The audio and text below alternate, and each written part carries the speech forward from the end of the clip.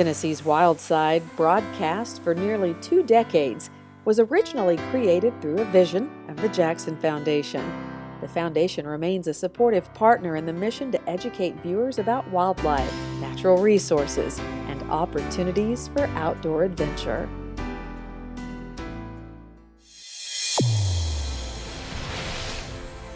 Tennessee's Wild Side is produced in association with Rockwater TV.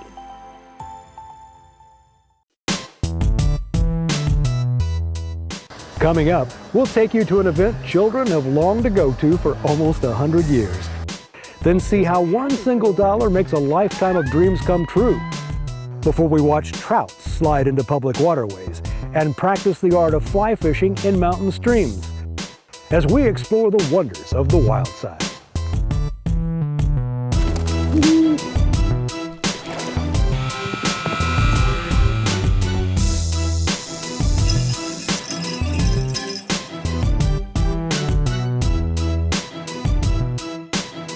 Hi friends, welcome to the Wild Side. I'm Steve Hall. Annual outdoor events are something we can look forward to, so the onslaught of COVID shutting everything down brings a greater appreciation for those opportunities. Consider the Wild Pony Swim in Chincoteague, Virginia, canceled only twice in its 97-year history, in World War II and then again in 2020. So getting a chance to go there for the first time with some fellow Tennesseans who've been there several times was something we just had to share with you. I'm sitting on a dark little bay, watching the tide go away. We are literally sitting on the dock. It's only 4 a.m, but sleep is completely insignificant when wild ponies are about to swim. Teresa and Denny Hemphill tell us it's time to be here, and we are grateful for their wise advice. The bottom line is it's all about getting up early and getting there before everyone else does, so that's the key. Just get there early and you'll be able to see it. There's an electricity in the air, and it's not just coming from the sound system. It's a shared feeling, a level of anticipation, not just for us, but other Tennesseans we just met so early this morning. I'm here with my wife, Kelly, and my daughter, Jasmine, and my family. And we are, basically, this is a bucket list for my wife. There's an instant bond between complete strangers meeting up in the dark. It seems most of us have read the 1947 Marguerite Henry book about a little Chincoteague pony named Misty. We love horses. We have a horse farm in Marshall County, so we, that's our thing is horses. And one of our horses, a Blue Roan, Tennessee Walker registered, Silver Blue Mist is her name, so we call her Misty. So here we are. The book and 1961 movie tell of an old lighthouse out on the southern end of Chincoteague Island where the wild ponies live. Its light still guides boaters through the misty fog. Daylight inches ever so close as a short but steady rain becomes a momentary cause for concern. As the water rises under the pier, we all wonder if it will affect slack tide. That's the short window of opportunity when the tide neither rises nor falls, and it's safest for the ponies to swim. The people who live here on Pony Swim Lane, waking up to new sights and sounds, are just as excited as all the visitors. By no means did we expect all of this. When we bought the house, and it's our first year before the actual pony swim, we didn't realize what we were getting into, I guess. The lighthouse is the best part because we fall asleep to the lighthouse, the little bloop bloop. Yeah. And we wake up to the sunrise, and it's so unbelievable. This morning, though, we wake up to the sunrise and we see, our closest 1,000 friends out there, ready to enjoy kind of a once-in-a-lifetime type thing. It might be a once-in-a-lifetime wild side experience, so we are determined to bring it to you from all the best possible vantage points. One year, we did the boat tour, and we were right there on the water so we could see the horses swimming. The next year, I was actually underneath the dock with my mud and muck up to here, but I had a great view. In fact, it was so exciting because I was right beside the National Geographic photographer. This year, it's just me under the dock with Denny's sister, Karen, Brian, and Teresa. What do you think, Teresa? That's good. It's awesome. We are in a great spot for this pony swim. A great spot for the pony swim looks like this. That's where she wanted to be, though. Our son Ezekiel and his girlfriend Molly Montgomery are alternating between the private homeowner's pier and their private balcony. Oh yeah, this is amazing. Our hired gun with top shot drone ops, off-duty police officer and pilot Chip Little is covering us up top. And since only one member of our crew is allowed out on the media pier, that's where Steve is. Today's word is patience. Be patient. You're going to run into 50,000 people when you try to get in a hurry. Patience is not a problem under the pier, where more Tennesseans have joined the party. So if you're here today, and you're here for the first time, you're going to witness an amazing event, but we can't do it without your all's support. There were people still coming down taking pictures and filming. So it was pretty cool. But we made a lot of people even from all over. Vegas, we got a couple that came from England that came down last night. But some of the biggest supporters this year, Virginia Governor Glenn Youngkin and his wife Suzanne. How's everybody? Good morning, Sheriff. How you doing? How's everybody?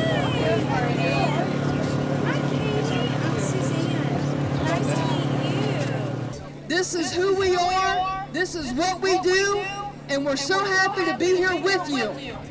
It's been just over 5 hours anticipating the next 4.5 minutes. Here they come. They're in the water. They're in the water. Here, look. Here they come. See them over there. Here they are, I see their heads. Come on, y'all, you got quiet on me back there. I get it, emotions run high, definitely.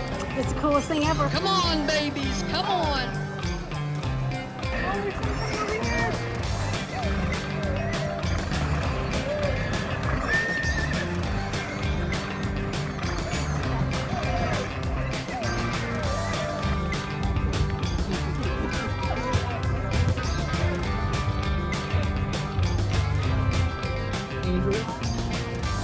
You know, you'd be surprised how many times they swim over on their own.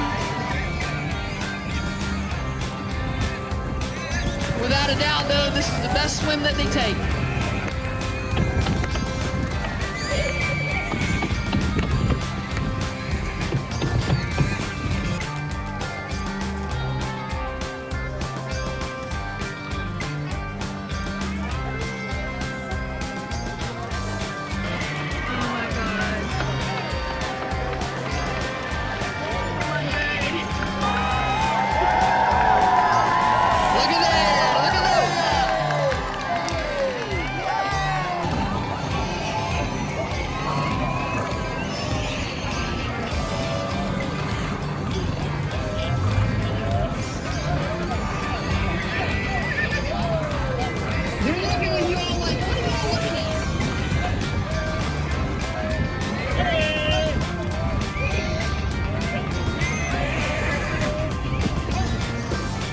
I tell you one thing, for not doing it for 2 years, they sure know what they were doing.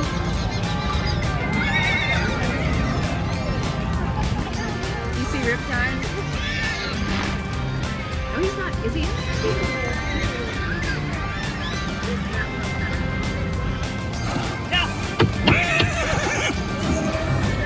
4.5 minutes.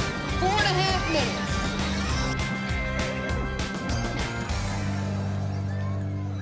Got one bringing up the rear, and here she comes, here she comes up. There should be an award for being last. I know, right? Oh, sweet baby. There you go. Everybody's so supportive of the pony swim, and everybody comes together, and it's like it just goes together, and it's just like a well-oiled machine. Emotions run highest as mares and foals search for each other and stallions strut their stuff, hovering in and around each herd. I mean, it's a little bit of work, but it's well worth it. I mean, It's fun work. you see what you get in the return, so it's like, I feel like I should be paying somebody for this. Well, there was a bonus for Jason and Lisa Lambert and our balcony crew when the governor and first lady stopped by for a short break. They say you just never know what's going to happen on Pony Swim Day. People are actually touching them. I'm surprised that they will get so close. You see something different each time, and when you watch those ponies swimming across that channel, you think about, oh, this one's struggling, this one's not struggling. You're thinking, oh, what if one goes under? But they never do. In fact, there's a $1 raffle for the first foal to get across. It's called King or Queen Neptune, and one fortunate person gets to take that pony home. Thank you all for being here, and we'll see you tonight at 7:30 to see who wins Neptune.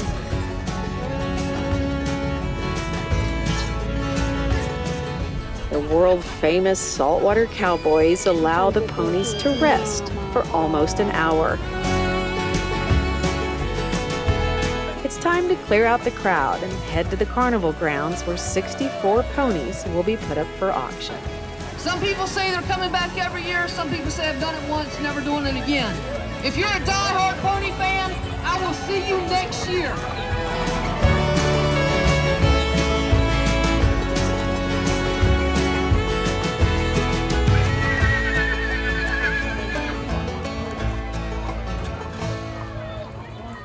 The population of Chincoteague is about 3,000, but there was an estimated 50,000 people there for the pony swim.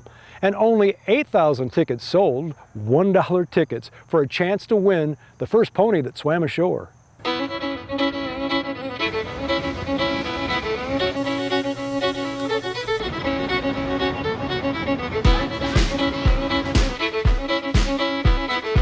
Come down here and start cooking at daylight, and they've been waiting in line for them. It's the biggest night on Chincoteague Island. The energy and excitement have segued from the Assateague Channel to the carnival grounds. The anticipation is heightened as thousands gather to see who traded $1 for a little wild pony. This one's gonna be easy.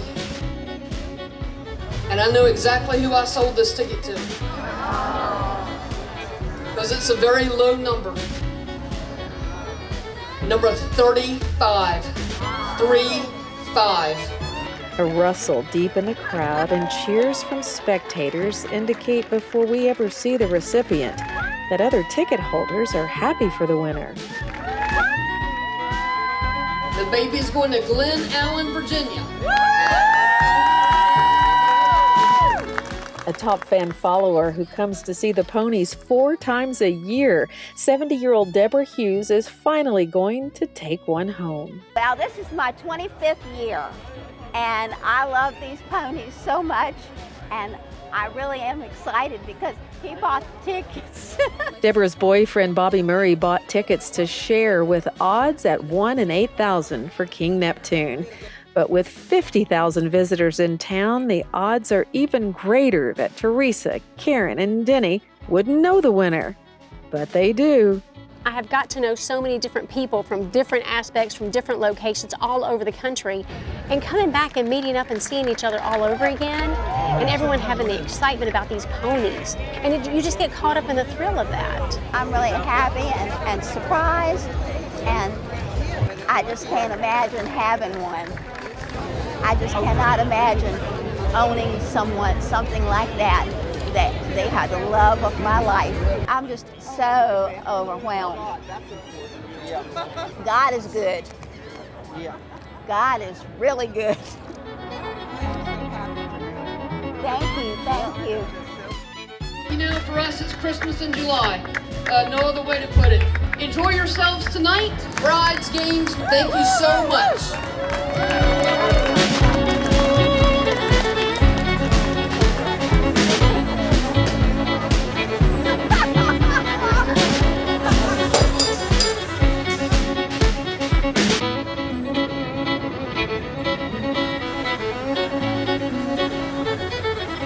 King Neptune's official name is Legacy's Legend, and he is one pony that will not be up for sale. The second biggest day on the island is the auction, and it can get pretty wild.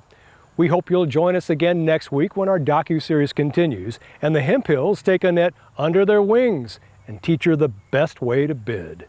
The best piece of advice is that when you go to the auction is that you need to have multiple choices of foals, because you never know which foal is going to go for really high amounts of money.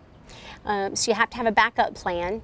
Now, I will tell you that with Twinkie, I had a backup plan, but I wasn't going to it. Don't count on Annette to do that either, but we'll see what happens.